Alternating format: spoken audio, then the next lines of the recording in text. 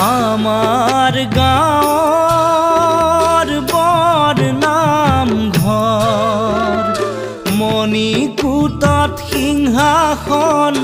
ভগৱানৰ আমাৰ গাঁৱৰ বৰ নামঘৰ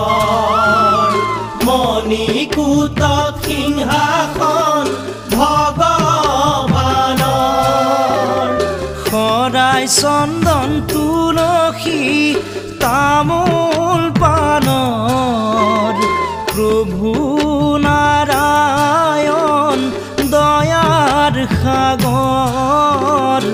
নহয় নৰ জীৱন অজৰমৰ